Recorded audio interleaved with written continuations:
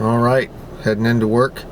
Don't really feel that great today. I almost called in sick, and so we'll see what we can get in terms of video today. But I'm trying a new setting, this white sheet of paper. So right now we're at ISO 400 1/50th of a second in f6.3. This white sheet of paper shows up on the right spot on the histogram, so even though I look a little dark on the screen, I'm assuming it will start to look better, or it'll look better when I get it into Premiere Pro. Also,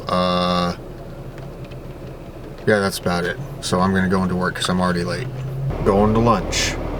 I'm testing shooting today, all at 14mm. It's reasonably wide enough, which is great. You know, I can do this. I don't know how well the focus is going to work out, seeing as I'm shooting at f5.6, but I could change my shutter down to 1/30th of a second, or bump my ISO up to 800. Then I would be able to go to f8. So I may try that a little bit later, just to see what that does for my depth of field. But I need to look to see what my depth of field would be at f14 and f5.6 before I do anything like that. But yeah, the background is not as blown out as it was last week. I was totally overexposing last week. So now we'll see how this looks in Lightroom this evening. So anyway, going to lunch. The school bus is still here. Somebody has decided not to take a nap today. No! What's your name? Lunch.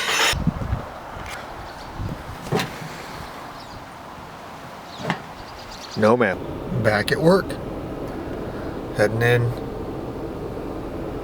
Interesting. So I have less dynamic range at ISO 800. Huh. Alright. Well, that's that.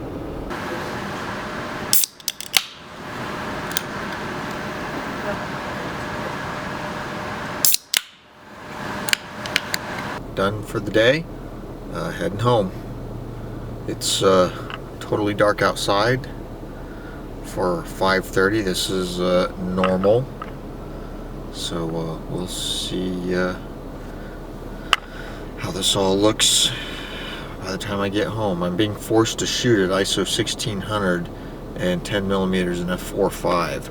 So be interesting to see you know, where we're at, how it looks once I get it into Premiere Pro.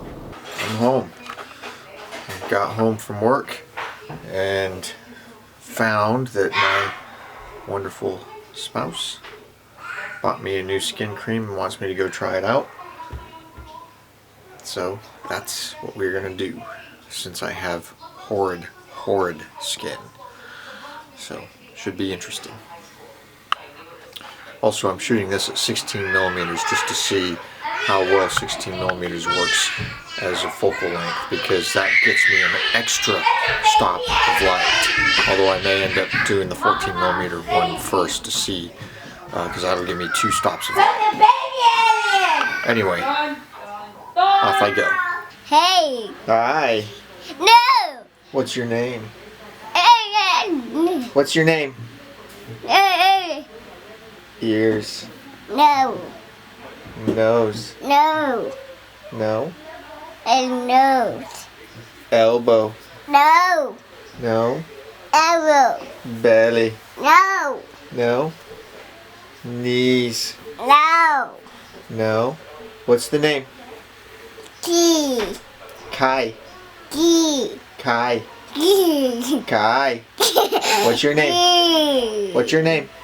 Key. Kai. Key. Oh. No. Toes. Toes. No. Toes. No. No toes. Okay. Pink. Are you done? Are we done? All right. Bye. Bye. That was interesting. It makes my skin, I don't know if you can see it, makes my skin shiny, and it burns like crazy when it first goes on.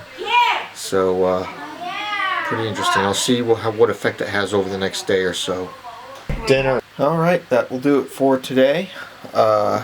So I did try shooting a few things at 16 millimeters, although I'm not really going to include them here in the vlog, and it's just too tight. I have to extend, uncomfortably extend, to feel like I've got a good frame. You know, I just 14 millimeters is a much better fit. Now granted, everyone goes, well, that's only 2 millimeters difference. Well, on a full frame camera that may be the case, but on an APS-C camera it's actually, in terms of field of view, 2 millimeters is a pretty significant difference in your field of view. So at any rate, I've decided, you know, shooting 16 millimeters, I can gain 3 extra stops of light over f5.6 because I can get a lens that goes all the way down to f2 fairly easily. But the 14 millimeter lens, I can get an f2.8. So you know, it's a stop of light, but 16 millimeters feels too tight in terms of field of view. So what I'll probably do over the next couple of weeks, next few weeks, is get a nice 14 millimeter T 3.1, which is basically an f2.8 or an f3 or something of that nature. I'm shooting 14 millimeters right now. Like I said, I can really comfortably hold it and not be, you know, too weird about it.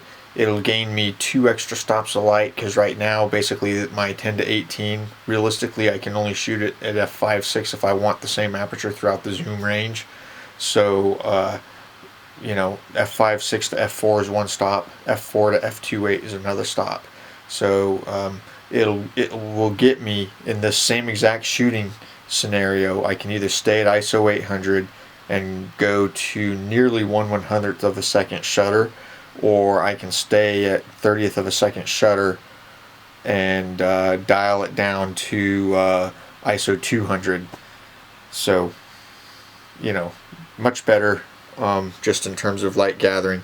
If I go 16 millimeter and get the f2, then I can stay at 1/30th of a second, go all the way down to ISO 100, and always shoot at ISO 100 for most light, and then that gives me 3 stops of ISO gain.